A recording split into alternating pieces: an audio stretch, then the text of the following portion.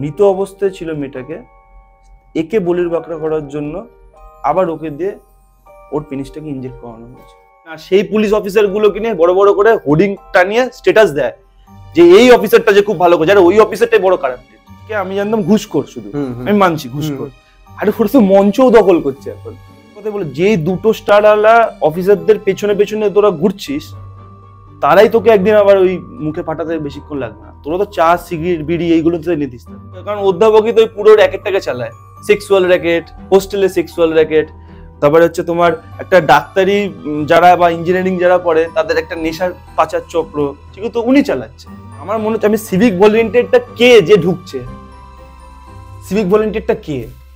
কামদুনির কেসে এটা সব থেকে বড় আইনের একটা কনফ্লিক্ট ছিল, তার জন্য আজকে কামদুনির আজকে আসামিরা আজকে ঘুরে বেড়াচ্ছে।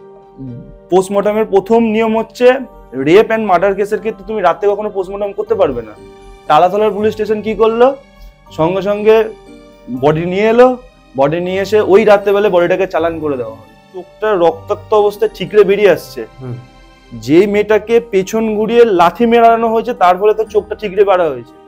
মাইনর যে ছিল তাকে বললো না, তার সেন্স ছিল হচ্ছে মেজরের মতো, তাকেও ফাঁসি দেওয়া। দিনে একটা বাচ্চা ছেলেকে, মানে তোমার সন্তান যে আসবে, তাকে তুমি কখনো বলবে যে তোকে পুলিশ হতে হবে? বলবে না। আসলে পুলিশের মোটিভটা ছিল সত্যি কথা দাদা, এটা প্রতিটা কেসে করে থাকে। মেন যে লোক আছে তাকে দূরে সরিয়ে দেবো, সামনে একটা বলির বক্তাকে আমি দাঁড় করি দেবো, বলবো হ্যাঁ আমি অ্যারেস্ট করে নিয়ে এসেছি, তো ট্রায়াল চলছে, তো কালকে চায়ের দোকানে আড্ডা মারতে গেছিলাম, সেখানেও বলছে একটা কথা, ও তো সব ভুলে যাবে, সব ভুলে। আরে তুমি ভুলানোর কথা এখন থেকেই মাথায় ঢোকাচ্ছ, তাহলে ভুলবে না হোক। কারণ আমার ছেলে হলে সে রেপ করবে, কারণ এখন যা শিক্ষার অবস্থা, আর মেয়ে হলে ভাই আমার রেপ হবে। তা আমার না এখন জীবনে আমার একটা ভয় লেগে গেছে। আমি চাইছি না আমি দেশ ছেড়ে বা আমি বেঙ্গল ছেড়ে। নমস্কার বন্ধুরা, কেকে পডকাস্টে আবার স্বাগত জানাই। আজকে কি বিষয়ে কথা হবে সেটা অলরেডি আপনারা থাম্বনেল দেখেছেন এবং টাইটেলও পড়েছেন। অয়ন দত্ত আজকে আমাদেরকে বলবে এই পডকাস্টে কি হয়েছিল আরজি করে, এবং আরজি করে মধ্যে যে ঘটনাটা ঘটেছে সেটা খুবই মর্মান্তিক। আমরা অ্যাজ আ পডকাস্টার আমি খুবই মানে দুঃখের সাথে বলছি যে আমি চাই না যে এই জিনিসটা প্রতিদিন হোক, প্রতিবার হোক। মানে কার দোষ, কেন করলো, কি জন্য করলো, আজকে আমরা জানবো এই পডকাস্টে। অয়ন আমাদের কিছু কথা বলবে যেখানে আমরা জানতে পারবো কি কি করলে ভালো হতে পারে, কি কি জাস্টিস এসছে, কি কি নিয়ম এসছে, সেই সব বিষয়গুলো আমরা জানবো। এবং যেতে যেতে একটা কথা বলে থাকি, এই মাসটা হচ্ছে আমাদের স্বাধীনতার মাস। বিশ্বাস করুন, স্বাধীনতা দিবস কিভাবে পালন হয়ে গেল, কিভাবে চলে গেল, আর সত্যিকারে কি আমরা স্বাধীন?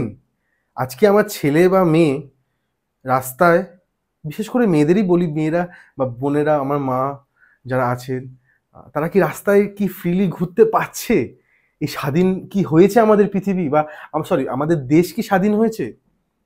তো সেটাই জানবো আজকে আমাদের এই পডকাস্টে। সো বেশি দেরি না করে ডাইরেক্ট তার কাছে।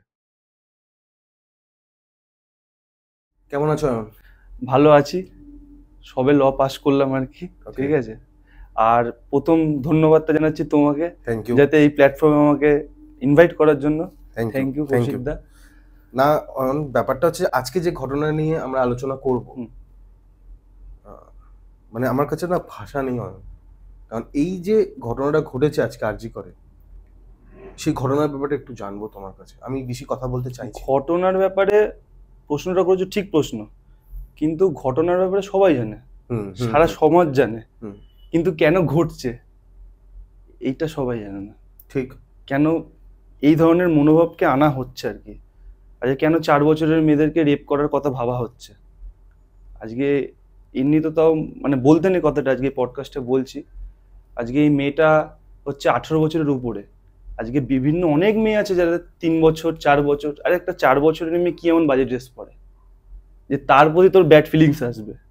আজকে এই মেয়েটাই বা কি এমন বাজে ড্রেস পরেছিল যে তোর তার প্রতি ব্যাড ফিলিংস আসছে? এটা হচ্ছে ফ্যাক্ট। কেন হচ্ছে?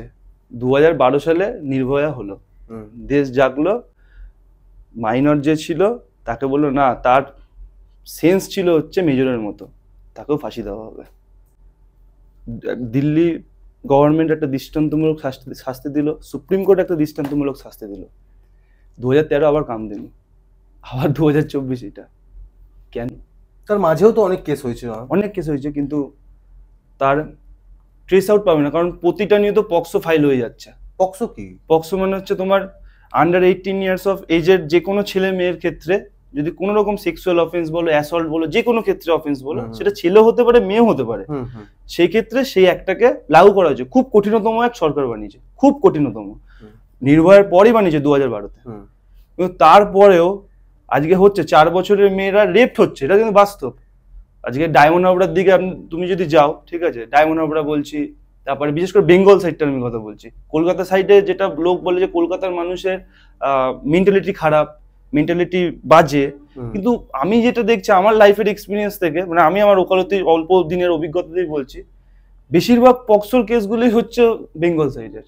কেন হচ্ছে? বেঙ্গল সাইড মানে কি, দক্ষিণ দিকের কথা? হ্যাঁ, দক্ষিণ সাইডে, ওই ক্যানিং, ডায়মন্ড হাবড়া, এইসব লাইনগুলোতে অনবরত হতেই থাকছে না। শুধু আমি তো বারবার বলছি 4 বছরের মেয়েটাকে কি করে রেপ করছে।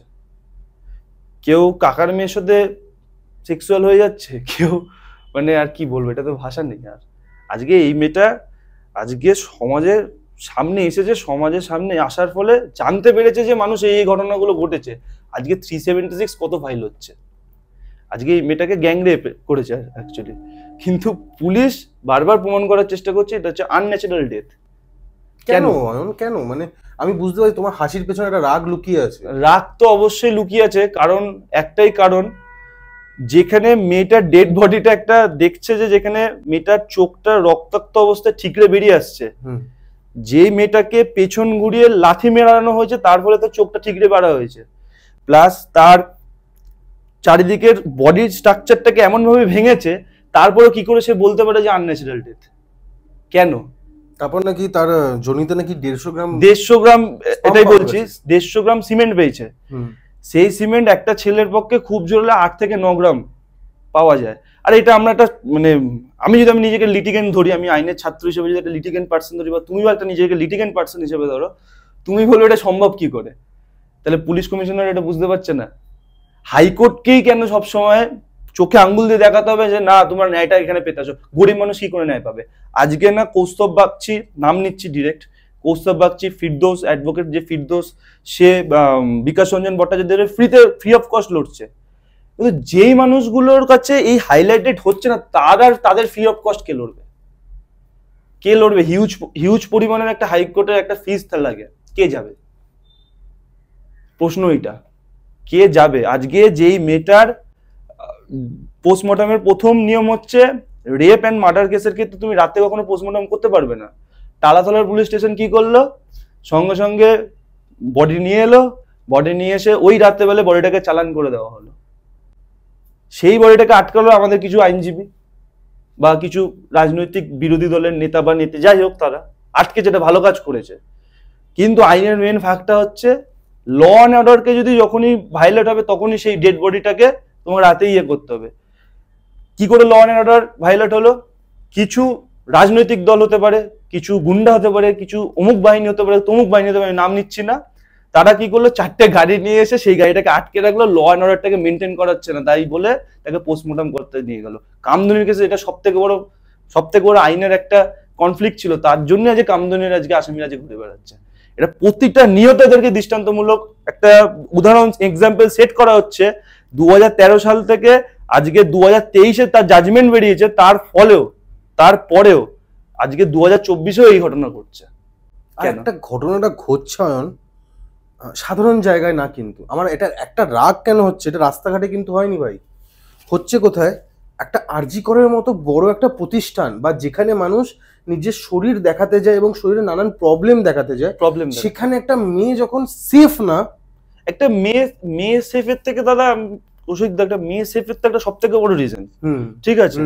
আজকে আমরা যখন কোর্টে যাই, আমরা মনে হয় কি আমরা অ্যাডভোকেট হিসাবে যে কোর্টে আমরা সেফ, কারণ আমাদের হয়তো কোর্টে কেউ কিছু করতে পারবে না। সেই মেয়েটা যখন হসপিটালে যাচ্ছে, যে আমি হসপিটালে সেফ, কারণ বিভিন্ন জায়গায় নার্সিং হোম গুলো আছে, প্রাইভেট নার্সিং হোমকে লোক বদনাম করে।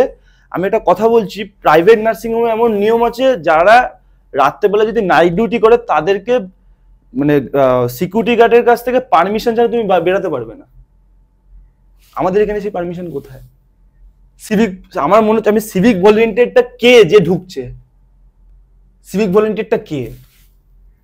সেটা ও যেখানে ঢুকেছে সেখানে কিন্তু ওর দরকারই ছিল না। সিভিক ভলেন্টিয়ারটা কে, প্রশ্ন তো সব থেকে বড়, এটা কেন ঢুকছে ওখানে? আর তার থেকে বড় কথা, আমাকে একটা কথা বলো অয়ন, সিসিটিভি ফুটেজগুলো ডিলিট কে করলো? আমার এটা খুব বড় প্রশ্ন। আমার সিসিটিভি ফুটেজ ডিলিট করলে সেটা অধ্যাপককে জিজ্ঞেস করতে হবে। কেন? অধ্যাপকের কি সেটা অধ্যাপকের, কারণ অধ্যাপকই তো পুরো র্যাকেটটাকে চালায়, সেক্সুয়াল র্যাকেট, হোস্টেলে সেক্সুয়াল র্যাকেট, তারপরে হচ্ছে তোমার একটা ডাক্তারি যারা বা ইঞ্জিনিয়ারিং যারা পড়ে তাদের একটা নেশার পাচার চক্র, সেগুলো তো উনি চালাচ্ছে। অধ্যাপককে জিজ্ঞেস করতে হবে সেটা কোশ্চেনটা। ওটা অধ্যাপক দিতে পারবে, অধ্যাপক সেটা দিতে চায় না হয়তো। আর আমাদের সোসাইটি, আমাদের ল সেটাকে মানে এভিডেন্স ছাড়া তো আমাদের লয়ের কোনো কাজ নেই হিসাব মতো, কারণ এভিডেন্স নেই। আজকে যে অধ্যাপকের কথা বলা হচ্ছে তাকে তো সঙ্গে সঙ্গে বরখাস্ত করে দেওয়া হয় এবং তিনি বরখাস্ত হয়ে অন্য জায়গায় চলে যাচ্ছে। আর উনি পেয়ে গেল একটা রিজন যে আমি এখান থেকে এবার পিঠ বাঁচাতে পারবো। আরে যেই পুলিশ, সত্যি কথা বলতে যেই পুলিশকে আমি জানতাম ঘুষখোর, শুধু আমি মানছি ঘুষখোর, আরে ওটা তো মঞ্চও দখল করছে এখন পুলিশ। আজকে আরজি করে 24 থেকে 25 জন ছেলে আজকে এই ঘটনাটা ঘটালো, কজনকে অ্যারেস্ট করেছে? তুই ল অ্যান্ড অর্ডার মেনটেনের কথা বলি। লাস্ট ওয়েস্ট বেঙ্গল গভর্নমেন্ট এখন ডিক্লেয়ার করেছে নতুন বিএনএস, যে নতুন ল এসছে নরেন্দ্র মোদীর আমাদের কৃপায়, ঠিক আছে, 163 আগে যেটা 144 ছিল সিআরপিসি, ঠিক আছে, 144টা জারি করার, এখন সেটা 163 এসছে। রিসেন্ট 7 দিন নাকি এখন জারি থাকবে। ভয় পেয়ে গেছে আসলে, জানে আমার তো কেটে জানি না, মনে হয় জনগণ এতটাই ক্ষেপে আছে পুলিশকে যাতে না এটা মানে আঘাত করে ফেলে। দেখা যাচ্ছে তো পুলিশদের মাথা ফেটে গেছে। কেন করবে না? সেই পুলিশ অফিসার গুলোকে নিয়ে বড় বড় করে হোর্ডিং টানিয়ে স্ট্যাটাস দেয় যে এই অফিসারটা যে খুব ভালো করে, যারা ওই অফিসারটাই বড় কারাপ্টেড। আজকে ওই অফিসারটা একটা এসআই লেভেল 35-40 হাজার টাকা মাইনে পায়, সে কত টাকা তার ব্যাংক ব্যালেন্স আছে সেটা দেখাক। আজকে ওই অফিসারটাই কারাপ্টেড। কি করে বলছি কারণ একটাই কথা, যে আজকে সুপ্রিম কোর্ট প্রতিনিয়ত গাইডলাইন দিচ্ছে অ্যারেস্টের ক্ষেত্রে, যে তুমি কোনো মানুষকে বাড়ি থেকে তুমি তুলে নিয়ে আসতে পারবে না 7 বছরের নিচের পানিশমেন্টাল কেসগুলোতে। তুমি 40 নোটিস নামে পাঠাচ্ছ, যেই মানুষটা যখনই কমপ্লাই করতে যাচ্ছে 40 নোটিস 30,000 40,000 টাকা ডিমান্ড করছে।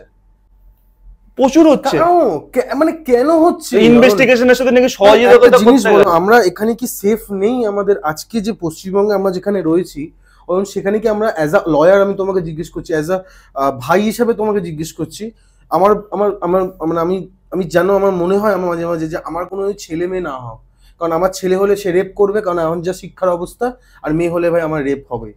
তা আমার না এখন জীবনে আমার একটা ভয় লেগে গেছে। আমি চাইছি না আমি দেশ ছেড়ে বা আমি বেঙ্গল ছেড়ে চলে যাই।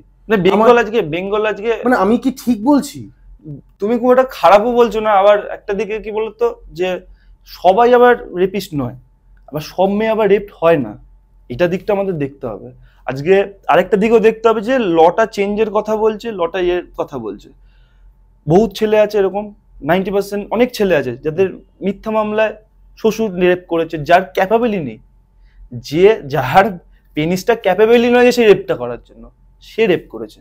এরপর বহুত মিথ্যা মামলা কোর্টে দায়ের হচ্ছে, সেই দিকটাও লকে দেখতে হবে, এটা হচ্ছে প্রথম ফ্যাক্ট।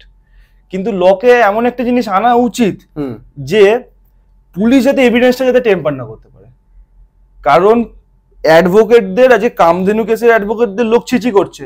আজকে এপি সিং যে নির্ভয়া কেসের অ্যাডভোকেটদের প্রশ্ন করছে আপনার মেয়ের সাথে এটা ঘটলে কি হবে ফার্স্ট, তখন এপি সিং, আমরা প্রফেশনাল, আমরা ডিফেন্স করতে পারি, তুমি সব থেকে ভালো এভিডেন্স আনো।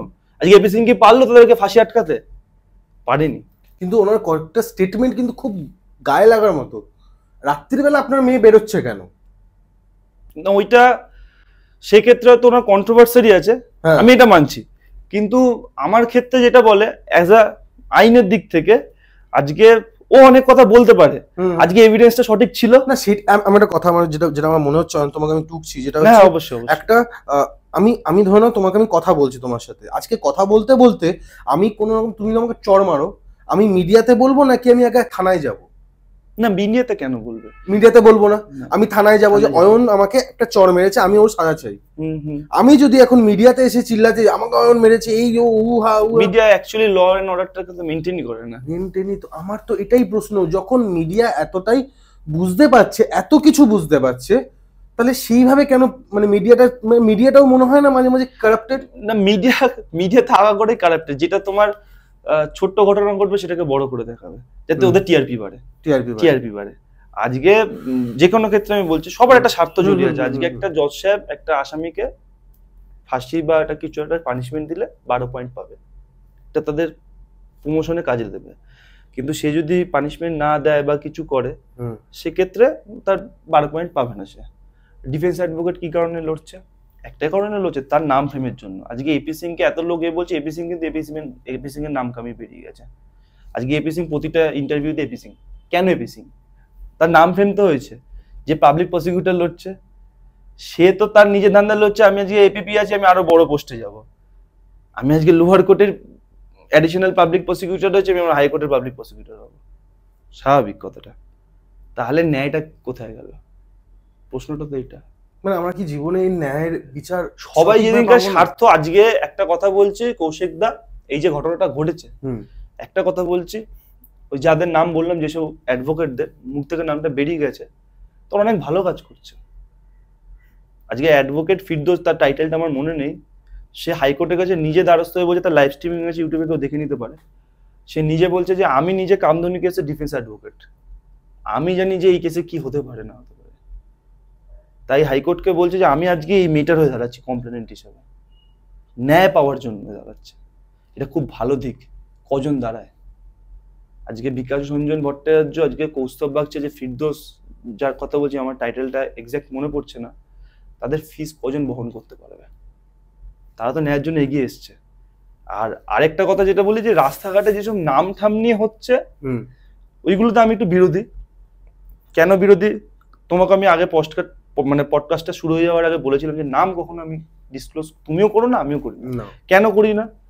কারণ আইপিসি সেকশন 228 আগের, যেটা 1 তারিখের আগে এখনো আছে, এখন নতুন বিএনএসএ এসছে, ঠিক আছে, এখনো আছে, 2 ইয়ার্স পানিশমেন্ট আছে। কেন ভিকটিমের এটাকে ডিসক্লোজ করতে বারণ করছে? কারণ সে তো অপরাধী না যে তাকে তুমি দেখাবে। সে তো অন্যায় করেনি, ঠিক, সে একজন রেপ হয়েছে, তাকে খুন করা হয়েছে। সে তাকে রীতিমতো 302 এর মার্ডার কেস অনুযায়ী পুলিশকে মানে এটা স্টার্ট করা উচিত ছিল, ইউডি কেস হিসেবে স্টার্ট করে দিয়েছে, আনন্যাচারাল ডেথ। হাইকোর্ট বারংবার বলেছে যে এটা কি রাস্তায় বডিটা পড়া ছিল, কিন্তু তারা খতিয়ে দেখেনি। আজকে হচ্ছে না কোন রাজনৈতিক দলের মধ্যে অবশ্যই চাপ দিচ্ছে। অবশ্যই পুলিশ তো কাঠের পুতুল একজনের। সত্যি কি হয়ে গেছে? পুলিশ হয়ে গেছে না, ও সরকার যেদিকে যায়, পুলিশ হচ্ছে একটা জলের মতো, যেই পাত্রে ঢালবে সেই পাত্রে চলে যাবে। তুমি টাকা ঢালবে, এই পার্টি তোমাকে টাকা কম দেবে, ওই চলে যাবে, এই পার্টি তোমাকে টাকা বেশি দেবে, ওই কাজে চলে যাবে। পুলিশ এটাই। আচ্ছা, লয়ারদের এত খিস্তি মারে, এত মাঝে নোংরা নোংরা কথা বলে। আমি তো ভালো করে একটা জিনিস, আমি আজকে তোমার প্ল্যাটফর্মটা পেয়েছি, একটা কথাই বলবো, লয়ারদের খিস্তি মেরে লাভ নেই। যে ডিফেন্স করছে, তুমি সব থেকে ভালো এভিডেন্স কালেক্ট করে দাও। কোনো ডিফেন্স অ্যাডভোকেটের ক্ষমতা নেই যে সেই মামলা কখনো জেতাতে পারে। সব থেকে ভালো ডিফেন্স এভিডেন্স তুমি বার করে দাও। আর আজকে আমাদের ব্রিটিশ গভর্নমেন্টের কাছ থেকে শেখা উচিত কিছু। চিত্তরঞ্জন দাসের সঙ্গে যখন আলিপুর বোমাকাণ্ডতে একটা কথাই, চিত্তরঞ্জন দাসের সেই সময়, নবীন চিত্তরঞ্জন দাস যখন অ্যাডভোকেট, তখন 226 খানা তাদের সাক্ষী ছিল, সেটা 6 মাসে ট্রায়াল কমপ্লিট করে দিল। 6 মাসে ট্রায়াল কমপ্লিট করে দিল। আজকে আমাদের ওয়েস্ট বেঙ্গলের ট্রায়ালই কমপ্লিট হচ্ছে না। 21,000 জাজ মোটে সারা ইন্ডিয়াতে। 21,000? হ্যাঁ, সারা ইন্ডিয়াতে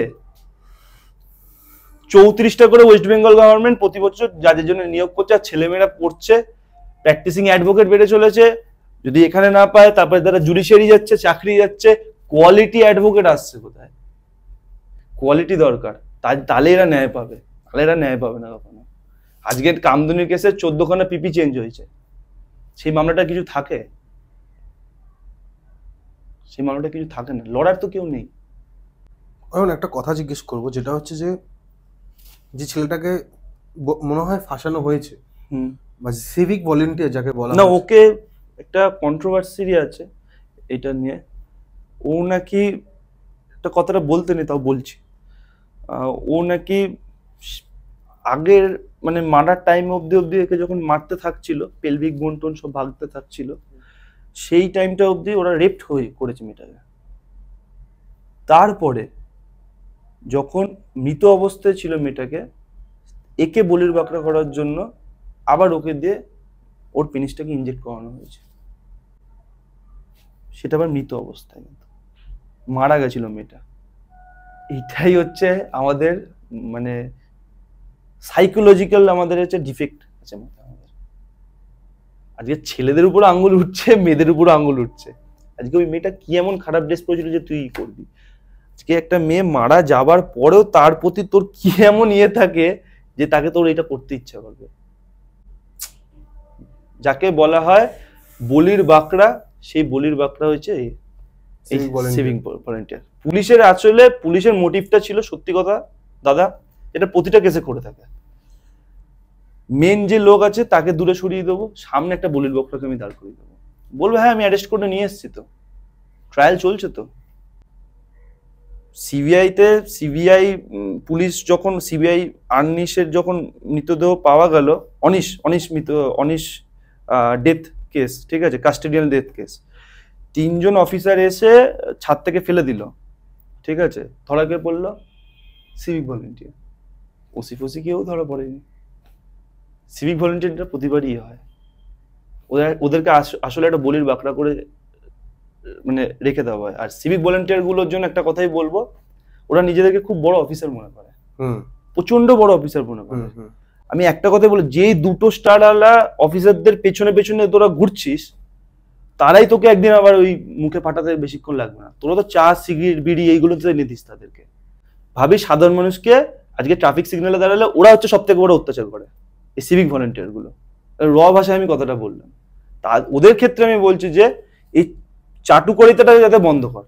আজকে আমিও নিজের ক্ষেত্রে বলছি, আমি গাড়ি নিয়ে গেলে আগে সিভিক ভলেন্টিয়ার আমাকে ধরে বলবে কোথায় যাচ্ছেন, আমি তো অ্যাডভোকেট, আগে পরে জিজ্ঞেস করবো। তুই অ্যাডভোকেট হোক লিটিগেন্ট হোক, তুই কেন জিজ্ঞেস করবি? তোর তো রাইটই নেই, তোর কেস দেওয়ার রাইট নেই। হাইকোর্ট বারবার বলছে যে কোন রকম ইনভেস্টিগেশন পারপাস বলো, যেই ক্ষেত্রে বলো, সিভিক ভলেন্টিয়ারকে অ্যালাউ করা যাবে না। তাও কোর্টে এমনও বহু কেস আছে দেখি যে মার্ডার ওয়েপেন সিভিক ভলেন্টিয়ারকে দিয়ে আনা হচ্ছে। কেন? কারণ বিগত 9 থেকে 10 বছর কলকাতা পুলিশের কোনো রিক্রুটমেন্ট নেই। একটা জিনিস জিজ্ঞেস করবো, সিভিক ভলেন্টিয়ার যখন রিক্রুট করা হয়েছে তার আগে অনেকগুলো পদ্ধতি থাকে এবং প্রসেস থাকে, সেগুলোতে যারা পাস করবে তাদেরকেই কিন্তু রিক্রুট করা হয়। আমি এটাতে বিশ্বাসী নই। আমি প্রশ্নটা শেষ করি। হ্যাঁ অবশ্যই অবশ্যই অবশ্যই। তুমি যে কথাটা বলে তুমি বিশ্বাসী নও, কেন জানবো? আজকে যে ছেলেটাকে নেওয়া হয়েছিল তার সাইকোলজিক্যাল বা তার ব্যাকগ্রাউন্ডে দেখা যাচ্ছে অনেকগুলো কেস আছে, তাও তাকে সিভিক ভলেন্টিয়ারে নিয়েছে। পুলিশ কি এতটাই নিম্নতম পর্যায়ে রয়েছে আমাদের বেঙ্গলের পুলিশ? বা একটা সময়, আমি জানি না আমাকে পুরোনো ছবি কেউ দেখেছি কিনা, আমি একসময় পুলিশ হওয়ার খুব ইচ্ছা ছিল আমার লাইফে। বেঙ্গল পুলিশ বা ক্যালকাটা পুলিশ হওয়ার ইচ্ছা ছিল। আমি খুব খেলাধুলা করতাম, আমি চেয়েছিলাম আমি পুলিশ হই। মানে আমার ভগবানের কৃপায় আমাকে ওই লাইনটা থেকে বের করে দেয় ভগবান। কিন্তু আমার মনে হচ্ছে আমি বর্তমানে ভালো আছি না, চোর অপবাদ পাওয়ার থেকে তো ভালো আছি। হ্যাঁ আমি এটা ভাবছি, আমি কোনো জায়গায় কি ভুল বললাম? না ভুল বললে না, কিন্তু একটা কন্ট্রোভার্সি থেকে যায়। আজকে তুমি প্রথমত না যাওনি, প্রথমত এখনকার দিনে একটা বাচ্চা ছেলেকে, মানে তোমার সন্তান যে আসবে, তাকে তুমি কখনো বলবে যে তোকে পুলিশ হতে হবে? বলবে না। সেই এক্সাম্পল সেট করার মতো অফিসারই নেই এখানে। আজকে জে ভীমের মতো সিনেমা আজকে আসল গল্প ভিত্তি করে আজকে দেখিয়ে দিল যে আজকে যে অ্যাডভোকেট চান্দু লড়েছে ওখানে দেখায়নি শুধু, যে আইজিটা, যে শেষ যে আইজিটা ছিল, যে ভালো ইনভেস্টিগেশন করেছে, তাকেও দেখিয়েছে। ওরকম এক্সাম্পল সেট করার মতো অফিসার কোথায়? কোথায়? তুমি তোমার সন্তানকে কখনো বলবে না যে তোকে বড় পুলিশ হতে হবে। আমি আমার ক্ষেত্রে বলবো না কোনোদিন। কেন বলবো না? কারণ জানি তো তোকে ঘুষখোর বলবে, তোকে চোর অপবাদ দেবে। আর এই সিভিক ভলেন্টিয়ার গুলো রিক্রুটমেন্ট কি করে হয়? এদের ব্যাকগ্রাউন্ড আরো চেক করলে বোঝা যাবে এরা হচ্ছে কোনো না কোনো রাজনৈতিক, বিশেষ করে হচ্ছে মানে বর্তমান গভর্নমেন্টের ইনফ্লুয়েন্সার কোন মানুষের ভিত্তিতে এরা এসেছে। আমাদের এলাকায় যাদেরই দেখবে তারা ঝান্ডা নিয়ে ঘুরে বেরিয়েছে, তার কিছুদিন বাদে সিভিক ভলেন্টিয়ার হচ্ছে, তারপরে তারা মানুষকে অত্যাচার করতে শুরু করে দিয়েছে। আজকে আমার বক্তব্য হচ্ছে যে এই সিভিক ভলেন্টিয়ার গুলো এত সাহস পায় কোথা থেকে? আজকে এই এসআই গুলোর উপর থেকে, উপরে থাকে ওসি, তারপরে এসআই, তারপরে এএসআই, তারপরে এরা সেই একটা স্টার এর উপর ভিত্তি করে এরা মানুষদেরকে এরা হ্যারাসমেন্ট করতে থাকে, রাস্তাঘাটে গাড়ি ধরতে থাকে। কেন ধরবি তুই রাস্তাঘাটে? তোদের রাইট নেই ধরার, মিনিমাম একটা স্টার লেভেল দরকার। তো ওদের কতটা কাজ করতে হবে আমাকে এটা বলো। ওদের আজকে কোনো যারা শুনবে পডকাস্টটা, হ্যাঁ অবশ্যই তারা জানতে চাইবে যে তাহলে সিভিক ভলেন্টিয়ারের কতটা হাত আছে, যতটা কাজ করতে পারবে। ওদের একটাই হাত আছে দাদা, কোন রকম ইনভেস্টিগেশন ওরা ইন্টারফেয়ার করতে পারবে না। বাট ধর আমি ইনভেস্টিগেশন রাখবো না, আমি বলবো রাস্তাঘাটে তো ওরাই থাকে, হ্যাঁ হ্যাঁ ওরা যেভাবে আমাদের সাথে অনেক রকম টলারেন্স ওরা করে, ঠিক আছে, চাবি নিয়ে নেওয়া, এটা নিয়ে নেওয়া, সেটা নিয়ে নেওয়া, একদমই বেআইনি, বেআইনি। একদমই বেআইনি। আর প্রথমত হচ্ছে আরেকটা মানুষকে একটা জিনিস জানিয়ে দিই, ঠিক আছে, যে লোকে বলে আমার লাইসেন্সটা আমি বাড়িতে রেখে এসেছি, লোকে বলে আমি গাড়ির কাগজপত্রটা রেখে এসেছি। মোটর ভেহিকলস একটা স্পষ্ট করে মানে বলে দিয়েছে একটা জায়গায় যে তুমি যখনই তোমার ধরো লাইসেন্স আছে, তোমার ধরো কাগজপত্র আছে, তোমার কাছে এম পরিবহনও নেই না, ঠিক আছে। আর আরেকটা কথাও বলে দিই, ডিজি লকার আর এম পরিবহন পুলিশকে একটাই কথা বলতে হবে, এটা আইটি অ্যাক্ট দ্বারা এটা পারমিসিবল। বড় বড় করে লেখা আছে, সাধারণ মানুষ পড়ে না জায়গাটা। আইটি অ্যাক্ট 2002 দ্বারা পারমিসিবল, আপনি মানতে বাধ্য, নাহলে আপনার এগেনস্টে আমি প্রসিডিং করবো। বাস্তব পুলিশরা যে ভয় দেখায়, ভয় পাই বলে তো আমরা কেন ভয় পাবো, আমরা কেন ভয় পাবো? এই জন্য আমি যেটা মনে করি, ইসরায়েলের মতো দেশে প্রতিটা মানুষকে আর্মি ট্রেনিং দেওয়া হয়, সেখানেও এরকম আমাদেরকে একটা আর্মি আর একটা ল আর একটা মেডিকেল একটা বেসিকটা যাতে শিখিয়ে দেওয়া হয়। কিন্তু 150 কোটির দেশে একটা মেয়েরই তোমার আপনার কি বলবো সরি তোমার আর একটা মেয়েরই সিকিউরিটির দাম নেয়, সেখানে মানুষকে আবার ট্রেন করবে সরকার। আর যেটা তুমি বলছিলে সিভিক ভলেন্টিয়ারের কথা, সিভিক ভলেন্টিয়াররা হচ্ছে খুব নিজেকে খুব উচ্চমানের ভাবে, আর আইনটা হচ্ছে একটা কথাই বলছে যে তোমার কাছে যদি কিছু নাও থাকে, তুমি আমাকে কেস দিলেও বা না দিলেও ওই section wise, motor vehicle sector ওই যে সেকশনটা মেনশন করছি সেই সেকশন ওয়াইজ তুমি আমাকে একটা চালান কাটো, সেই চালানটা আমি 15 দিনের মধ্যে আমি কোর্টে গিয়ে জমা দিলে তাহলে আমার কোনো কেসই হবে না, এটা আমার রাইট। কিন্তু পুলিশ ওটা করছে না। কেন করছে না? কেন করছে না? কে আওয়াজ তুলছে না? তাই করছে না, কারণ লোক 100 টাকা দেওয়াতে বেশি বিশ্বাসী। দেখতে গেলে পুলিশরা আমাদের হেল্প করছে না 100 টাকা নিয়ে 500 টাকার কেসটা বাড়ানো জমা দেওয়ার জন্য। পুলিশরা তো আমাদের সাহায্য করছে, পুলিশরা আমাদের জন্য। কিন্তু কোনো ক্ষেত্রে ল অ্যান্ড অর্ডার ধরো ব্রিচ হচ্ছে, হ্যাঁ তুমি একটা ব্রিচ করলে এটা, হ্যাঁ হ্যাঁ, সেই ক্ষেত্রে কি ঠিক হচ্ছে? তুমি ধরো হেলমেটটা ছাড়াই যাচ্ছ, আজকে আমার ধরো একটা অ্যাক্সিডেন্ট হতেই পারে, আমি আজকে এমন একটা পজিশনে পড়লাম যে সেই হেলমেটটা যদি থাকতো আমি বেঁচে যেতাম, এটা একটা আলাদা গিয়ে। তুমি আমার যেটা বক্তব্য হচ্ছে যে তুমি ল মেনে যেটা ফাইন হয় সেটা দাও, তুমি ভুল ফাইনও আমাকে দিও না, তুমি আমাকে ভুল কেসও দিও না। কিন্তু 90% ক্ষেত্রে 50 থেকে 70% তুমি ধরে চলতে পারো যে এই যে সিগন্যালটা ছাড়ছে, এই সিগন্যালটা যে ছাড়লো তুমি বেরিয়ে গেলে, ঠিক আছে, তাও তোমাকে ধরবে কেন? মিডিলে দেখবে ইয়েলো হয়ে আবার গ্রিন হচ্ছে, আরে পাগল, ওটা তুমি মোশনে আছে, আমি নিজের গাড়িটাকে থামাবো কি করে? লই বলছে আমাকে আমি মোশনে বেরিয়ে যেতে পারি, তারপরে নেক্সট সিগন্যাল দিকে আটকাচ্ছে। ভুল এটা একটা পুলিশের। আমি দাঁড়াবোটা কি করে? আমি তো মোশনে গাড়িটা আছে, আমি চারটা কি করে অফ করবো? আমাকে তো অ্যাক্সিডেন্ট করে দেবে পিছন থেকে, আমার ক্ষতি হবে। ল আউট কখনো ক্ষতি চায় না, তো ওইভাবেই লটা করা আছে, কিন্তু এটা লটাকে মানে না, এটা সত্যি মানে না। একটা জিনিস আমি দেখি, এটা অনলাইনে কেস আজকাল দিতে চায় না পুলিশেরা, আজকালকার দিনে অনলাইনে কেস দিতে চায় না এই কারণেই, কারণ তারা কিছু ক্যাশ টাকা পাবে বলে।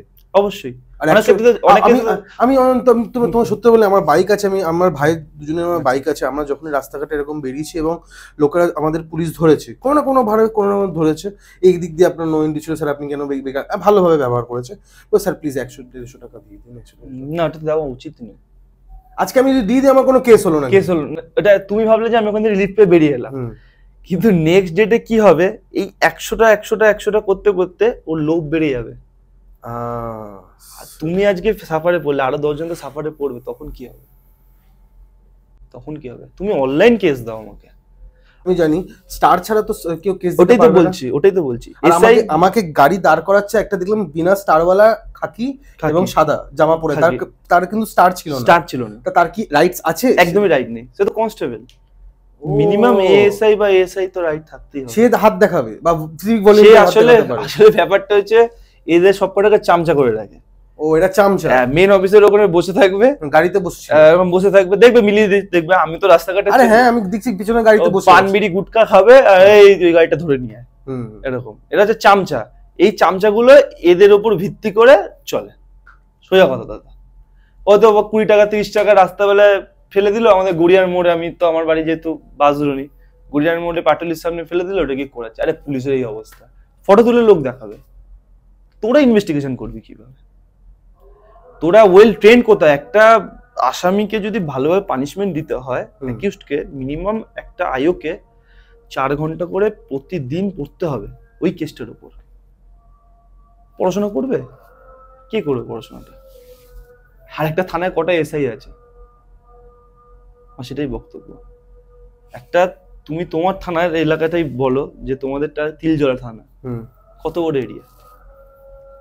অনেক বড়, অনেক বড় এরিয়া। পুরো জায়গাটাকে কি করে মেকআপ করো? রিক্রুটমেন্ট নেই তো সরকারের কাছে, টাকা নেই।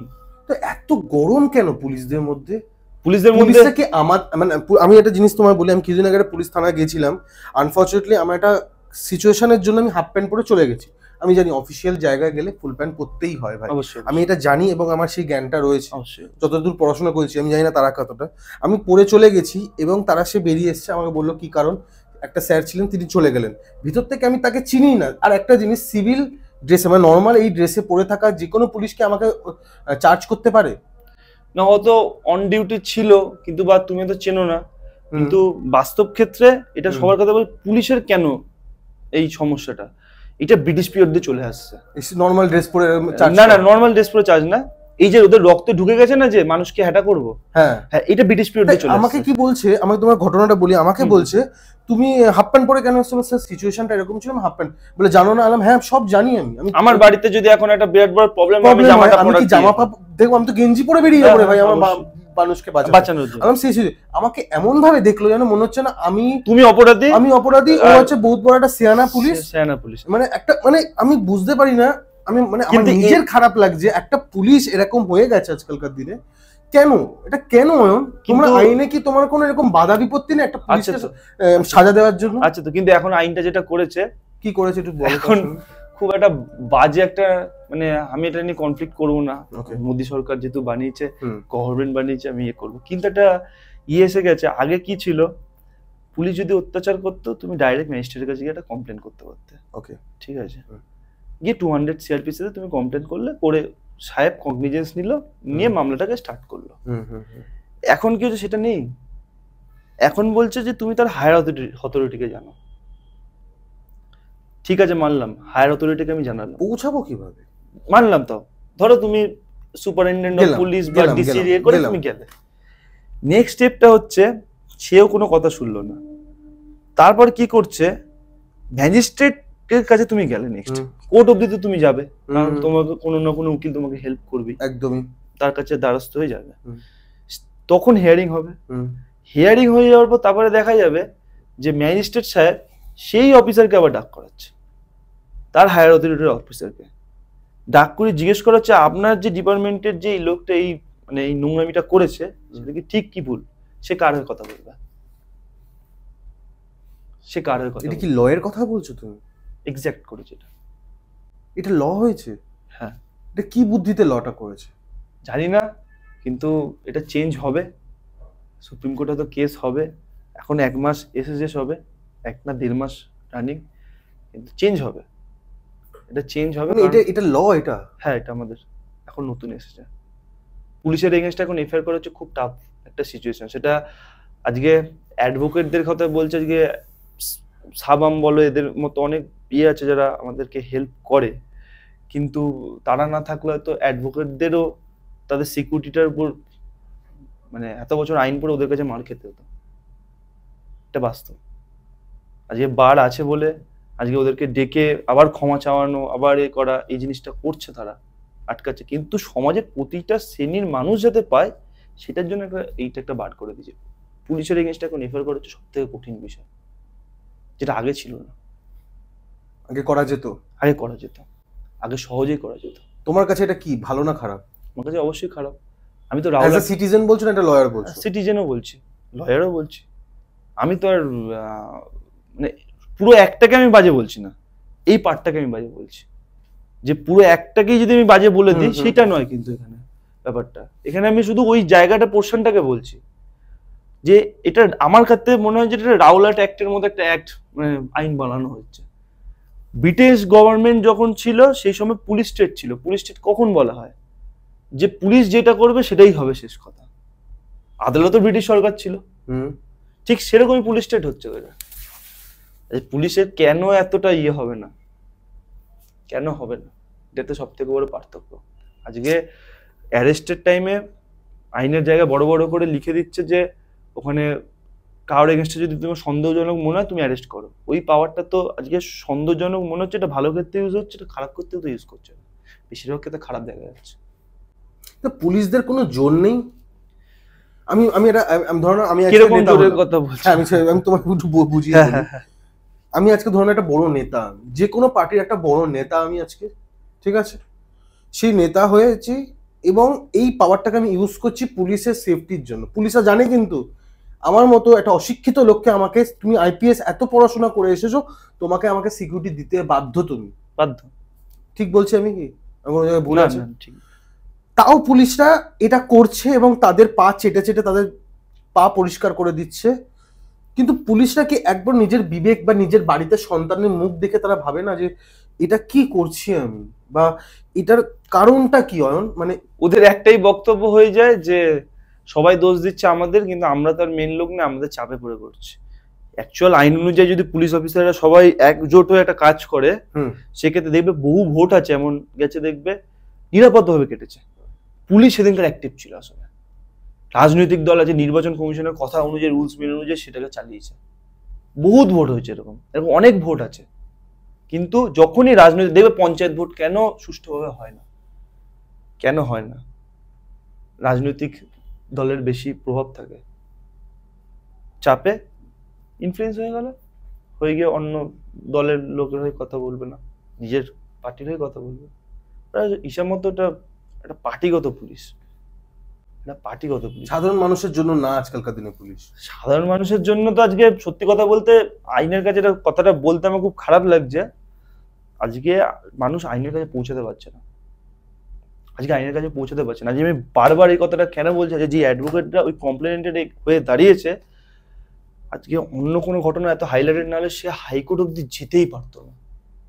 তার আমি কথাটা বলতে নেই, তার বাবার যদি ফিনান্সিয়াল ব্যাকগ্রাউন্ড, যে মানে জামা কাপড় সেলাই করা যদি হয়ে থাকে, সে হাইকোর্ট অব্দি যাবে কি করে? কে লড়বে তার জন্য? এত ফিস কে দেবে? হাইকোর্টের একটা ফিস কেমন হয় এক একটা যদি জানতে চাই? অ্যাডভোকেটদের কখনো ফিস বাধা ধরা হয় না। না, যদি আমি এটা নিম্নতম বা উচ্চতম যত কম হোক তো 10,000 টাকা হবে। 10,000 টাকা এক একটা হিয়ারিং? একটা হিয়ারিং হাইকোর্টের এটা প্রবলেম। কয়েকটা লোকের তো মাইনেই হয় না মাসে 10,000 টাকা। হাইয়েস্ট কত যেতে পারে হাই প্রোফাইল কেস? বিকাশ বাবু তো, বিকাশ রঞ্জন ভট্টাচার্য তো একদিনে 12 লাখও কামায়। এবার বুঝে নাও কত। অরুণব ঘোষ তার নিজের ইন্টারভিউতে বলেছেন, সেই কথাটাই আমি বললাম, এটা আমার নিজের কথা নয়। এই হচ্ছে ব্যাপার। মানুষ, এটা হচ্ছে সব থেকে বড় ফ্যাক্টর, হচ্ছে মানুষ আইন অব্দি পৌঁছাতে পারছে না। আর সেকেন্ড হচ্ছে কিছু উকিল বাবুদেরও ওখানে দোষ আছে, তারা ক্লায়েন্টরা টাকা দিচ্ছে, তাদের টাকাগুলোকে মানে মেরে দিচ্ছে, গিলে খাচ্ছে। সবাই নয়, সবাই তো না, সবাই না দিলে প্রফেশন মরে যাবে।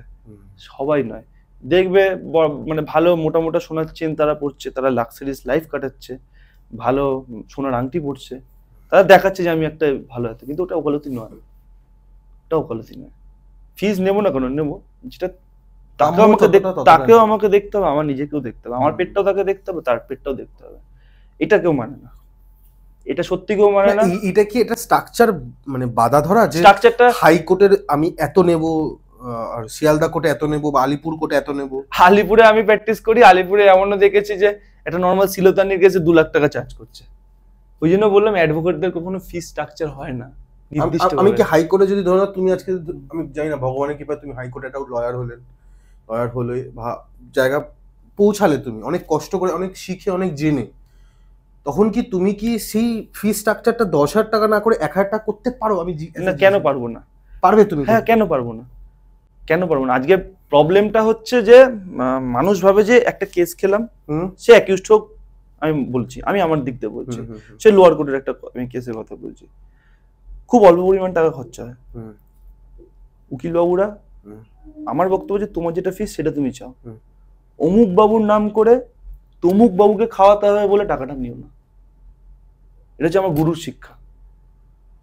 নাম বলা যেতে পারে তার, তোমার গুরু? হ্যাঁ, স্নেহাশিস সূত্রধর, তার শিক্ষা যে অন্য কোনো বাবুর নাম করে, আমার সিনিয়রকে আমি দেখে এসেছি, এটা গুরুমুখী বিদ্যা তো আমাদের, এটা আমাকে শিখিয়ে দিয়ে গেছে, কখনো নিজের, যেহেতু আমাদের একটা নোবেল প্রফেশন, নিজের ওয়েটটাকে কখনো কমাবি না।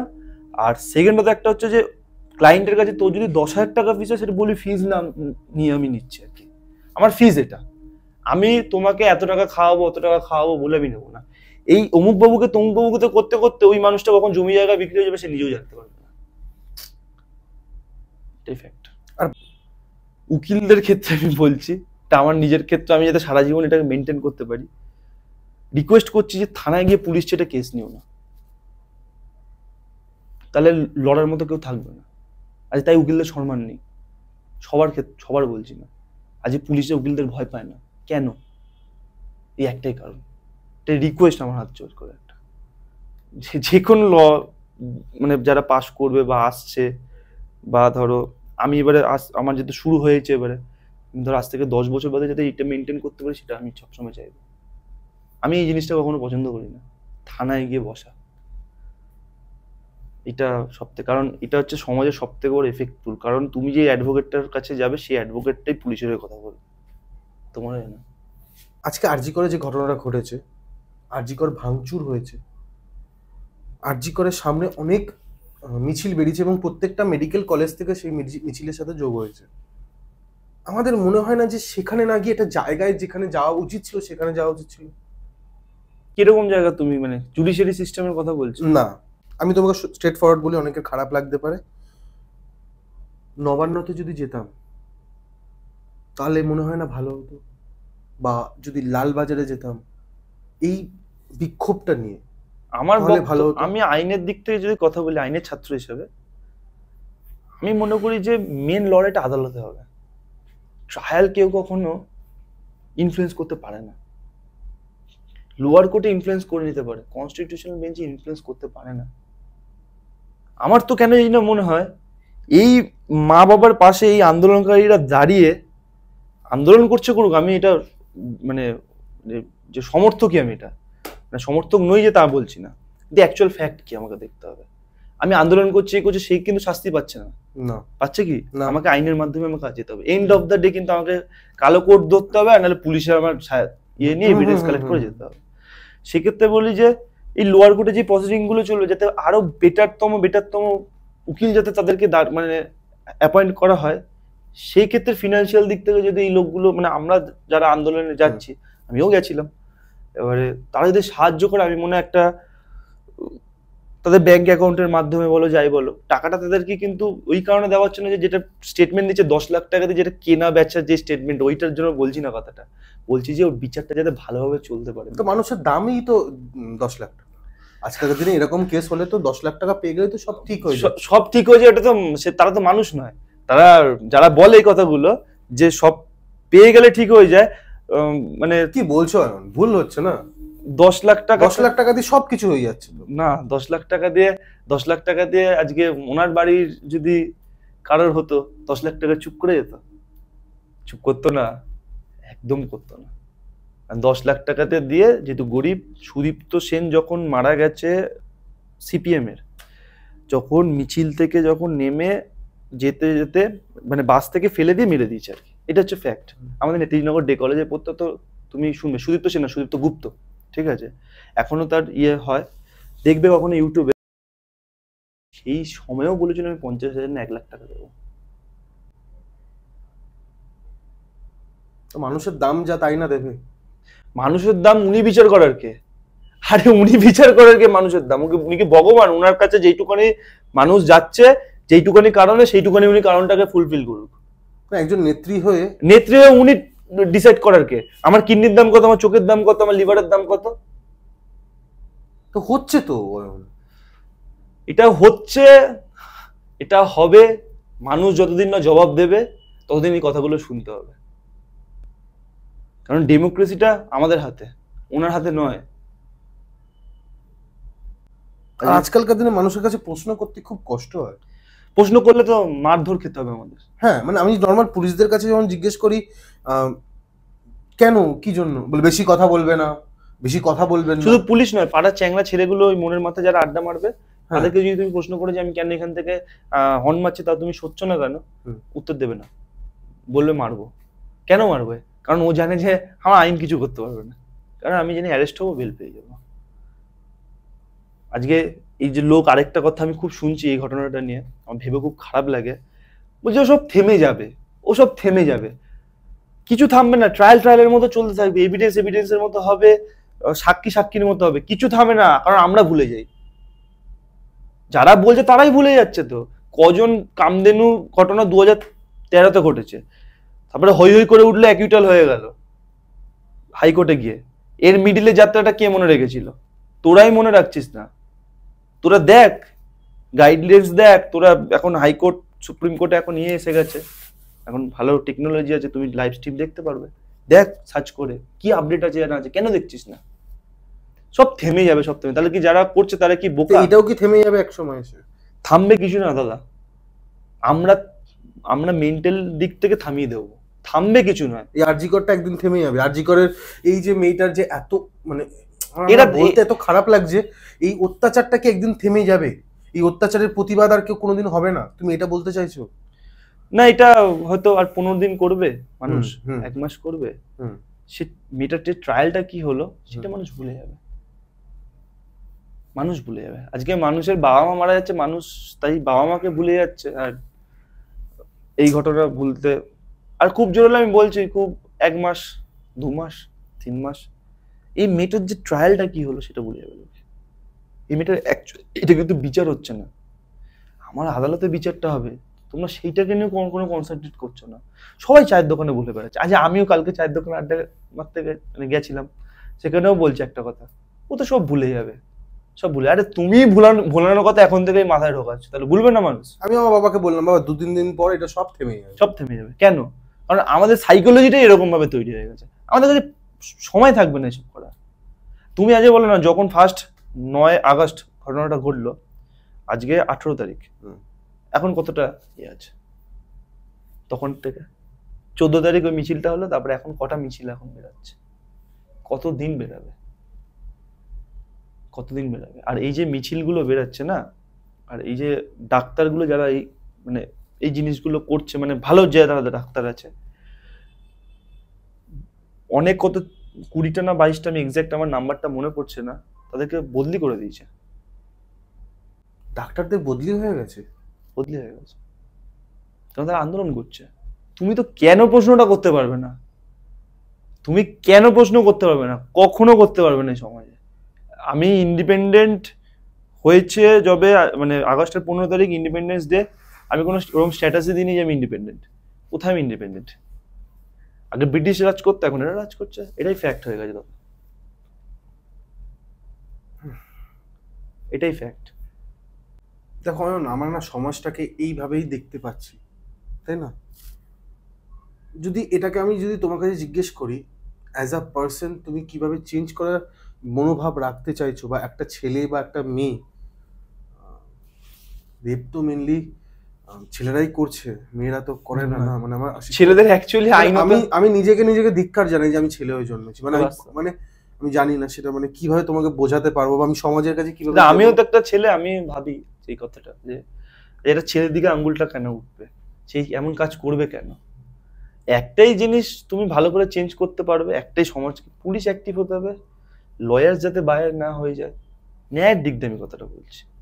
ডাক্তার তো ডাক্তার যেহেতু আমাদের ফার্স্ট প্রফেশন, আমাদের অল ওভার ওয়ার্ল্ড, ডাক্তারের মতো কাজ করছে। এই দুটো পিলারকে যদি ঠিক করা, একজন ল অ্যান্ড অর্ডারকে মেনটেন করবে, সেই ল অ্যান্ড অর্ডারটা ঠিকঠাক আছে কিনা সেটা অ্যাডভোকেট দেখবে, সেই কাজটা যদি ঠিকঠাক করা হয় তাহলে সমাজটা বদলাবে, নাহলে বদলাবে না। আর ওই যে বারবার একটা লাইন বললাম যে সেই সব উকিল বাবুদের, এটা আমি মানে হাত জোর করে বলছি, অনেকে হয়তো পেটের দায়ে যায়, কিন্তু খুব তাড়াতাড়ি আর্নিং এর জন্যও যায়, তাদেরকে একটা খুবই রিকোয়েস্ট, যাতে এই সমাজটাকে বদলানোর জন্য থানা থেকে তুমি কেসটা যেতে না, সমাজ অটোমেটিক বদলাবে একদম। কারণ তুমি যেই লয়ারকে অ্যাপয়েন্ট করবে, সেই লয়ার তোমার পুলিশের হয়ে কথা বলবে, তোমার হয়ে কথা বলবে না।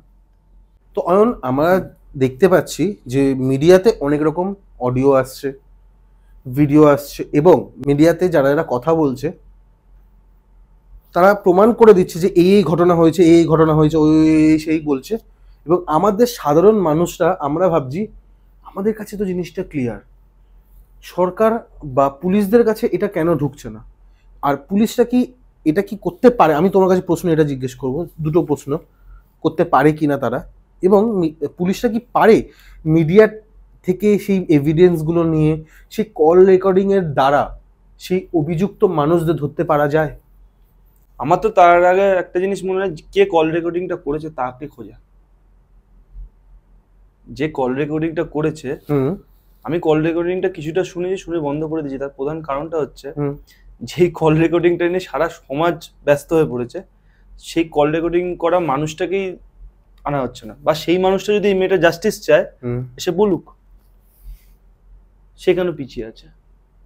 এখন তো সিবিআই তদন্ত হচ্ছে, এখন সুপ্রিম কোর্ট 1:06 নাগাদ আজকে সুপ্রিম কোর্ট কগনিজেন্স নিয়েছে, যে দুপুর 1:06-তে। সেক্ষেত্রে কেন ভয় আর? কারণ সে একটা মেয়ের গলা, সে একটা মেয়ের জন্য যদি সে পিছিয়ে থাকে তাহলে সেও অন্যায় করছে। তার এটা মানে সত্যি কথা বলতে লালবাজার বলো বা লালবাজার ডিসি বলো, ইজিলি ভাবে ট্র্যাক করে ওটার আইডি, আইপি অ্যাড্রেস ফ্যাড্রেস যা যা ওদের ভাষায় আছে সব বার করতে পারে। কেন পারে না? কমপ্লেনেন্ট যে অভিযোগ করছে এরা এই করেছে, তাকেই তো ডাক করালে, তাকে দিয়ে যদি আমি সাক্ষী করাই, আমি উইটনেস করি, তাহলে তো আমার আরো সহজ হয়ে যাচ্ছে যে কারা কারা চিহ্নিত। এটা অডিও কলের ভিত্তিতে কি করে কাকে আমি গিয়ে অ্যারেস্ট করবো? আজকে আমি একটা অডিও কল তোমার নামে ছাড়লাম, ঠিক আছে, যে কৌশিক দা এই ঘটনা ঘটিয়েছে, এটা ভাইরাল হয়ে গেল, আদৌ তুমি করনি? এভিডেন্স আছে কিছু? কিছু এভিডেন্স তো নেই। আমি মুখে বলে দিলাম, জাস্ট মুখে বলে দিলে কি শেষ? তাহলে আমাকে কি ইন্টারোগেশন করুক যে হ্যাঁ আপনি এটা কোথা দিয়ে পেলেন, না পেলেন, কে বলেছে, কে বলেছে। এর লিঙ্কটা ধরলে কি হবে যে তারা আরো আশেপাশের কলেজের যে ইন্টার্নশিপ যারা করছে বা করছে তাদের কিছু উইটনেস পাওয়া যাবে। মেন তো উইটনেস। আর পুলিশের সব থেকে বড় এখানে ভুল চলেছে ওই অধ্যাপকের 161 এর স্টেটমেন্টটা না নেওয়া প্রথম। কারণ 161টা কি? 161টা হচ্ছে পুলিশের কাছে যে স্টেটমেন্টটা তুমি বয়ানটা দেবে, ঠিক আছে, ম্যাজিস্ট্রেটের কাছে যখন তুমি বয়ানটা দেবে সেটা হচ্ছে 164। এখন নতুন আইন এসছে। ফার্স্ট হচ্ছে তুমি বয়ানটা নাও, আর নাহলে তোমার যদি মনে হয় তাকে অ্যারেস্ট করার করো, তুমি অ্যাটলিস্ট তার বয়ানটা নাও। সেটাই তো নেয়নি। মেন হচ্ছে অধ্যাপকের বয়ানটা দরকার, কারণ ট্রায়ালেই যখন যাবে এটা তো বড় একটা ফাঁক হয়ে যাবে যে আপনি অধ্যাপক যে সমস্ত কিছুটা জানে, যার আশেপাশটা সমস্ত কিছু জানে, যে মেয়েটা মারা যাওয়ার পর জিবি মিটিং বসিয়ে দিয়েছিল, তাকে কেন অ্যারেস্ট করা হচ্ছে না বা 161 কেন নেওয়া হচ্ছে না? সেটাই আমার বক্তব্য। ক্লিয়ার? তুমি ঘুরিয়ে ফিরিয়ে কিন্তু একটা জিনিস দেখছি, অধ্যাপককে বারবার টোন করছো। করা তো স্বাভাবিক কথা। একটা আমি অধ্যাপক কি জড়িত? হ্যাঁ স্বাভাবিক, কেন জড়িত হবে না? আজকে যাদবপুর ঘটনা দেখলাম, যাদবপুর ঘটনায় কি হলো, ছেলেটাকে উপর থেকে মেরে ফেলে দিল, ফেলে দিয়ে একজন দেখতে পেলো উপর থেকে আই উইটনেস কেউ নেই, মানে নিচ থেকে যে দেখছে পড়ছে কিন্তু উপরে কে ফেলছে সেটা আই উইটনেস নেই। কি করলো ওরা? পুলিশকে না ডেকে, কাউকে না ডেকে, পুলিশকে যাতে না আসতে হয় তালা বন্ধ করে দিল। বন্ধ করে দিল বলছে কি আমাদের মুক্ত বিদ্যালয়, আমাদের মুক্তাঙ্গন বলে ওরা যাদবপুর ক্যাম্পাসকে। বিয়ারের বোতল খাওয়াকে মানে মুক্তাঙ্গন বলে, মুখ থেকে বাজে ভাষা বেরিয়ে যায় সব। আমরা তো যাদবপুরের কাছাকাছি বাড়ি, আমরা কোনোদিন ওই ইউনিভার্সিটির ভেতরে ঢুকে সব কোনোদিন কল্পনা করতে পারি, কারণ আমরা স্টুডেন্ট নয় এখন। সেক্ষেত্রে দাঁড়িয়ে কি করলো, জিবি মিটিং বসিয়ে দিল। আরে তোরা মিটিং বসাচ্ছিস কি, মানে তোরা কি জুডিশিয়ারি সিস্টেম নেই? প্রতি ঘটনাতে দেখছি এটা করে জিবি মিটিং। তোরা কি আলোচনা করছিস জিবি মিটিং এ? অধ্যাপক করছে জিবি মিটিং, কি আলোচনা করছিস? মেয়েটার কি করে এভিডেন্সটাকে লোপাট করবি? আজকে ওই ছেলেটারও ঘটনাটা ঘটে গেল, মানুষ ভুলে গেল। এই যে ভুলে যাওয়ার প্রশ্নতে আবার এসে গেলাম, আরেকটা ঘটনা মনে পড়ে গেল। মানুষ ওটা নিয়েও কিন্তু খুব হয়েছিল, কারণ আমি নিজে হোস্টেল লাইফে র্যাক্ট হয়ে এসেছিলাম, তো তাই আমি ওটাতে বেশি রিলেট করি। আর এই যে মেয়েগুলো যারা ধরো রেপড হয়েছে, আজকে যে আরজি করে রেপড হয়েছে, সেই সব মেয়েরা কারা রিলেট করে জানেন? যাদের এটা ঘটনাটা ঘটেছে, যাদের সাথে ঘটনাটা ঘটেছে। যে রাস্তায় সেই সব মেয়েরাই যাচ্ছে বেশিরভাগ ক্ষেত্রে যারা এর শিকার হয়ে এসেছে প্রতিটা নিয়ম। খোঁজ করলে বোঝা যাবে, সবাই বলবে যে হ্যাঁ আমি। কারণ অনেক ভালো ভালো বাড়ির মেয়ে আছে যারা রাত্রেবেলা বেরোতে পারে না, তারা কেন বেরোচ্ছে? তারা কেন বেরোচ্ছে? ও স্টেটমেন্টটাই রেকর্ড করা হয়নি। কেন রেকর্ড করা হয়নি? সিভিক পুলিশটা কে যে ওখানে ও ঢুকবে? কি কারণ? কোনো কারণই ছিল না। কারণই ছিল না। বলির বকরা, সোজা কথা। বলির বকরা কংগ্রেস আমলে যেমনি একটা বলির বকরাকে বস করে রেখেছিল কিছুদিন, সেরকম এখানেও সেটা বলির বকরা। বলির বকরাকে দিয়ে কতদিন চলবে? আর এই যে 7 দিন বলছে, আমার তো কেন জানি না মনে হয় 7 দিনে এভিডেন্সটাকে আস্তে করে লোপাট করে দিয়েছে। সোজা কথা, একদম ভালো মতো করে লোপাট করে জিনিসটা সাইজ করে দিয়েছে। আর এই মিডিয়া ট্রায়ালের যদি আমি কথা বলি, ধনঞ্জয় তো স্ক্যাম কেস। আজকে মিডিয়া ট্রায়ালের উপর বেস করে তো আজকে আমাদের ওয়েস্ট বেঙ্গল গভর্নমেন্ট একটা ব্ল্যাকেস্ট ডে ঘোষণা করা হয়েছিল 2004-এ যখন ফাঁসি দেওয়া হয়েছে। 1990 সাল থেকে 90 থেকে তার ট্রায়ালটা চললো 14 বছর, তাকে 2টো সাজা দেওয়া হলো। আজকে কামদুনির মতো একটা বিচ্ছিরি ঘটনা হাইকোর্ট অ্যাকিউটাল দিয়ে দিল, কিন্তু ধনঞ্জয়কে অ্যাকিউটাল দিল না। কেন দিল না? যে না, সে ওখানে সিকিউরিটি গার্ড ছিল, গ্রাম থেকে এসেছিল, সে গরিব ছিল, আর যারা ইয়ে ছিল তারা ভালো ভালো অ্যাডভোকেট দাঁড় করাতে পেরেছিল, ধনঞ্জয় দাঁড় করাতে পারেনি। আজকে ধনঞ্জয়ের যে মেটার স্ট্যাপ ছিল সারা শরীরে, 16খানা ইঞ্জুরি ছিল, ওকে রেপ আর 380 মামলায় ওকে 376 আর 380 মামলায় ওকে ইয়ে করা হয়েছিল, কনভিক্টেড করা হয়েছিল, মামলা স্টার্টও হয়েছিল। কি করলো যে মেইন যে ভ্যাজাইনাল পোর্শনে দেখছে কোনো রকম ইয়ে নেই, ওর সারা শরীরে 16খানা স্ট্যাপ, ভ্যাজাইনাল পোর্শনে তো আমার কোনো ইনজেক্ট নেই, আর ডাইরেক্ট কোনো আই উইটনেসই নেই যে ওখানে যাচ্ছে। আর সব থেকে বড় কথা, কেন বারবার বলছি যে আরজি করে 161 নেওয়া হচ্ছে না, জানি না পুলিশ এখনো নিয়েছে কিনা বা সিবিআই নিয়েছে কিনা। কেন বলছি?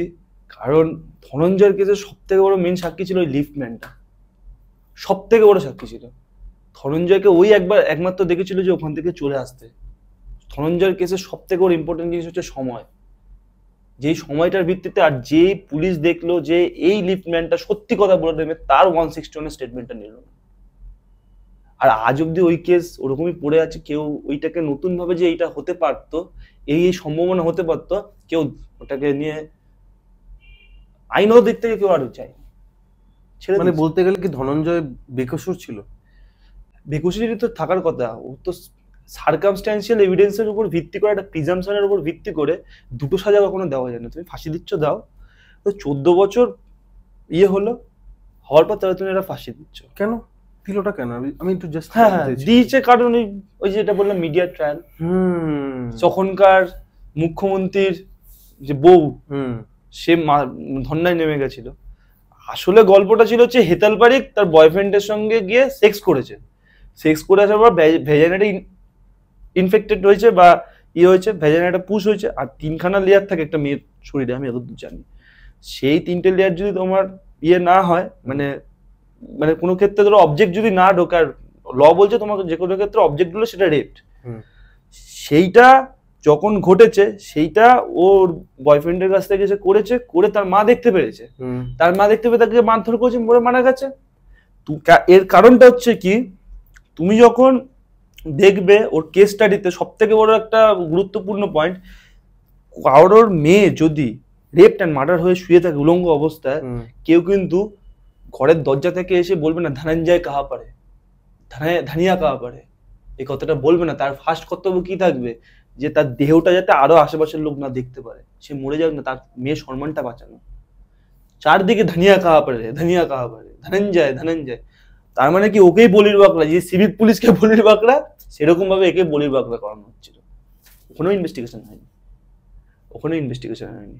আর সব থেকে বড় ভুল ছিল হচ্ছে ও ভয় পেয়ে শুধু পালিয়ে গেছে। ধনঞ্জয় শুধু ভয় পেয়ে পালিয়ে গেছিল, এটা হচ্ছে ধনঞ্জয় সব থেকে বড় ভুল।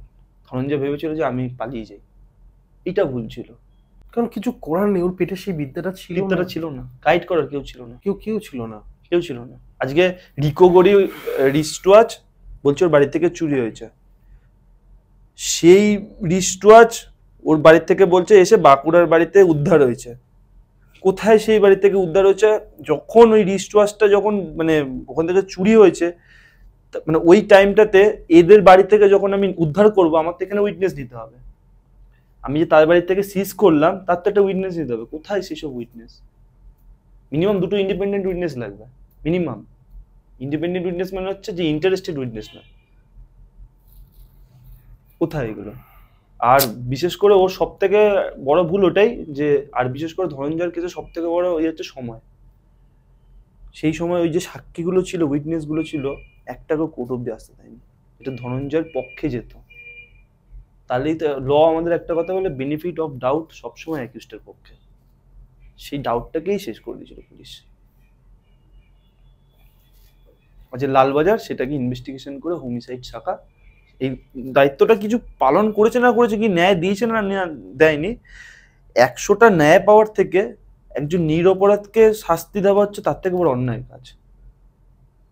আমার 100টা লোকের ন্যায় লাগবে না, তুমি প্রকৃত অপরাধীকে শাস্তি দাও, নিরপরাধকে শাস্তি দাও। নিরপরাধকে শাস্তি দেওয়া হচ্ছে 100টা নিরপরাধের থেকে বেশি দামি, এটা আমি যেটা মনে করি। একটা কথা জিজ্ঞেস করবো আয়ন, যদি ধরো তোমার কাছে এরকম একটা পাওয়ার এলো, ঠিক আছে, যেটা আমরা দেখে থাকি বিদেশে, কোনো এরকম মেয়েদের উপর যখন এরকম অত্যাচার হয় এবং মার্ডার হয়, তাদেরকে খুন করে দেওয়া হয় বা মার্ডার করে দেওয়া হয়, শুট করে দেওয়া হয়, সরি আমি ভুল বললাম, শুট করে দেওয়া হয় সরকার থেকে আইন হিসেবে।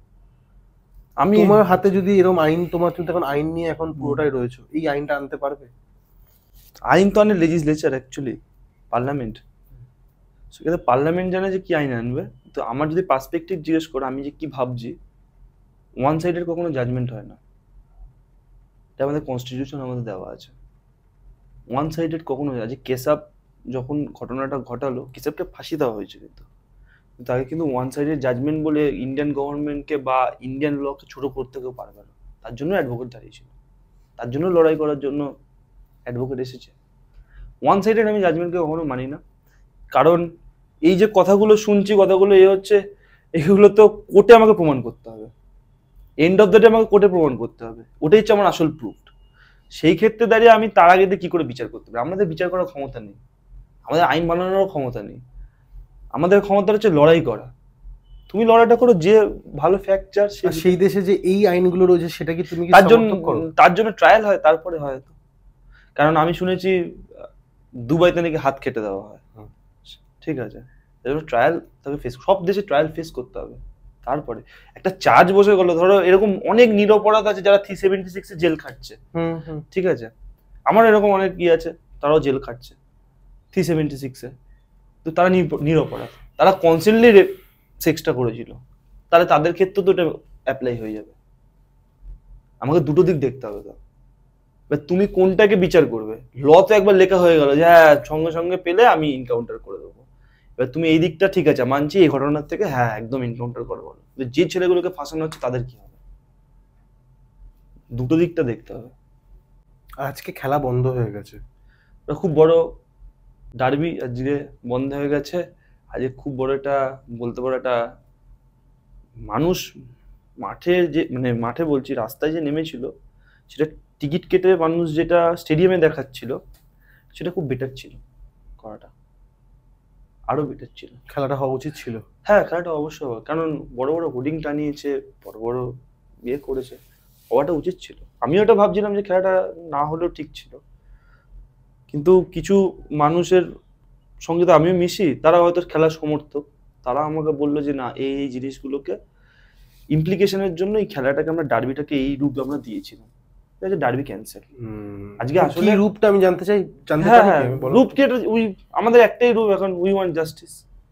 সেইটা যখন আমি বড় করে হেডলাইনে 30,000 দর্শক মিলে আমাকে টানাবে, তখন তো এই মানুষগুলোকে রাস্তায় যেতে হবে, তাদের খেলাও দেখতে পাচ্ছে, রাস্তা অবরোধ হচ্ছে না, ফার্স্ট ট্রাফিক সিগন্যাল জ্যাম হচ্ছে না, কিছু হচ্ছে না, তারা খেলাটাও দেখতে পাচ্ছে স্টেডিয়ামে বসে, তারা ওই উই ওয়ান্ট জাস্টিসটাকেও সবার সামনে দেখাতে পারছে, প্লাস ক্যামেরাটা ফোকাস থাকছে পুরো স্টেডিয়ামে। এটা হচ্ছে সব থেকে বড় রিজন। সেই জায়গায় মমতা ব্যানার্জি বললে আমি কত পুলিশ সিকিউরিটি দিতে পারবো না, সেক্ষেত্রে আমি এই ডার্বি করবো, কারণ উনিও জানে এই ডার্বিটা হলে ভাঙচুর হতো, মানে কি হতো, কিন্তু ভাঙচুরটা যদি হয় আমি খুব অখুশি হব, কারণ তখনই বলবে এদের একটাই ইন্টেনশন প্রুফ করার যে বিরোধী পক্ষ মানে বিরোধী যারা এর বিরুদ্ধে আছে আর কি, একটা ইন্টেনশন প্রমাণ করা যে এটা একটা ঝামেলা টাইপের সৃষ্টি করছে, একটা ল অ্যান্ড অর্ডারটাকে ব্রিচ করার একটা চেষ্টা করছে। এই যে মিছিলটা কিন্তু একটা অরাজনৈতিক মিছিল, এর মধ্যে কোনো রাজনৈতিকতা নেই না, কিন্তু ওই মিছিলের মধ্যে কিছু রাজনৈতিক পার্সনকে ঢুকিয়ে দিয়ে তাদের মধ্যে ঝামেলাটা ক্রিয়েট করে, মানে এই যে ভাঙচুরটা যেটা হয়েছিল, হ্যাঁ সেই লোকগুলো হতে পারতো, সেটা ডার্বিতে যেত, ডার্বিতে যেত, সেখানেও ভাঙচুর ওখানে এরকম ঢুকিয়ে দিত, ঢুকিয়ে দিয়ে বলতো যে এরা যেটা করছে নোংরামি করছে। তো এখন আমরা একেবারে শেষের দিকে, এবং ছোট্ট একটা ফিডব্যাক নিতে হচ্ছে, তাই নেব, কারণ আজকে আমার মুডটা খুবই অফ এই বিষয়টা জানার পর, বা আজকে তোমার আমার কাছ দিয়ে হ্যাঁ বল। তোমার কাছ দিয়ে আমি অনেক কিছু জেনেছি। তোমার কি কিছু বলার আছে এই বিষয়টা নিয়ে? আর একটা কথাই বলা যাচ্ছে, আজকে হাসিটা বেরাচ্ছে হচ্ছে অনেক দুঃখে কষ্টে, কারণ 3বার রিপিটেড ঘটনা, 12, 13, আবার 10 বছর রিপিট। আন্দোলন করতে হচ্ছে, সেই মেয়েও রেপ্ট হচ্ছে, বর্ধমানে থাকতো না ইয়ে সেও রেপ্ট হয়েছে। সেই ক্ষেত্রে বলবো যে জাস্টিস পাওয়ার আগে মানসিকতাটা চেঞ্জ করা উচিত। আর প্রতিটা মানুষকে লাস্ট একটা আমি লাইন এখানে বলতে অ্যাড করতে চাই, যে কমপ্লেন করতে যেতে যাতে ভয় না পায়, সে যাতে পুলিশ আদালত কাছে যাতে ভয় না পায়, কারণ অন্যায়টাকে তারাই সহ্য করে এই জিনিসটাকে এত বড় করে। আজকে এই মেয়েটা নিশ্চয়ই এই অধ্যাপকদের র্যাকেটের এগেনস্টে কিছু একটা বলার চেষ্টা করছিল, কিন্তু বলেনি কাউকে, কোনো কমপ্লেন দায়ের করেনি। মেয়েটা দোষ দিচ্ছি না একদমই, প্রথম স্টেজে যদি জিনিসটাকে ইয়ে হতো, কারণ একার লড়াইয়ে কখনো আন্দোলন হয় না, 10 জনের লড়াই লাগে। এটাই বলার, আর কিছুই নেই আমার কাছে বলার। কিকে পডকাস্ট কেমন লাগলো? কিকে পডকাস্টকে যতই কেমন লাগার থেকে বলবো অনেক ধন্যবাদ আজকে আমার বক্তব্যটাকে রাখার জন্য, এই প্ল্যাটফর্মটা দেওয়ার জন্য। অনেক দিনের ইচ্ছা ছিল তোমাদের প্ল্যাটফর্মে আসবো, আজকে পূর্ণ হলো। আর বিশেষ করে হচ্ছে তোমার আর তোমার ভাইয়ের ব্যবহার হচ্ছে সব থেকে ভালো। 1 লাখ মানে 1 লাখ সাবস্ক্রাইবার যখনই হবে তখনও যাতে এইটাই থাকে, সেটাই আমার কাছে আশা। আমি সেটাই রাখবো, এবং তোমাদের ভালোবাসা আমি যদি পেয়ে যাই অবশ্যই। তাহলে খুব তাড়াতাড়ি হবে। অবশ্যই। আর বেশি কথা বাড়াচ্ছি না, আপনাদেরকেও থ্যাংক ইউ এতটা থাকার জন্য। আমি আপনাদের হোস্ট কৌশিক সেন, আমাদের guest Ayan Dutta. Ayan, thank you. Thank you দাদা। ক্যামেরার পেছনে কিংশুক সেন, ধন্যবাদ।